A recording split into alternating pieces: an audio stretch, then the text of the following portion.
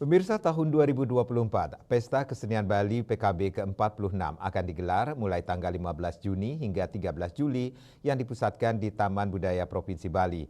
PKB tahun ini mengangkat tema Janakerti Paramaguna Wikrama atau Harkat Martabat Manusia Unggul sebagai pemantik tim pembina para duta kabupaten dan kota untuk menghasilkan karya-karya kreasi baru ataupun monumental.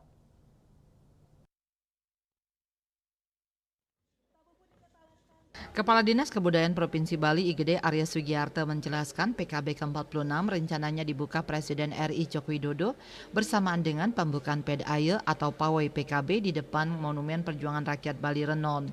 Namun pembukaan tahun ini berbeda dari tahun sebelumnya, di mana setelah PEDAYE tidak ada pembukaan seremonial lagi di panggung terbuka Arde Chandra Taman Budaya Bali, sehingga di Taman Budaya hanya menggelar pementasan seni saja.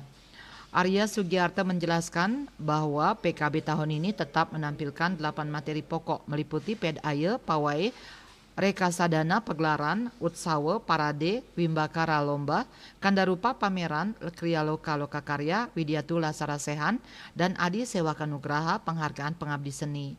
Sementara event budaya yang dirangkaikan pelaksanaan PKB yakni penyelenggaraan Bali World Culture Celebration atau perayaan budaya dunia di Bali dan Jantra Kebudayaan Bali Pekan Kebudayaan Daerah.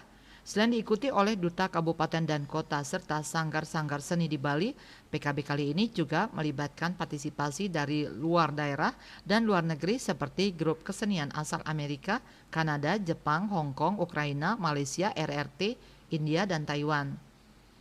Tim kurator Dr. Andes IGD Nala Antara M. Hum menambahkan tema PKB tahun 2024 ini mengangkat tema Janakerti Paramaguna Wikrama, Harkat Martabat Manusia Unggul itu yang memberikan arti satu tauladan kepada generasi muda tentang hakikat manusia unggul, di mana cerita atau kisah dalam setiap pergelaran mengacu pada tema pokok PKB tersebut. Diharapkan PKB tahun ini lebih berkualitas dibandingkan tahun sebelumnya. Ketut Winata, Bali Post melaporkan.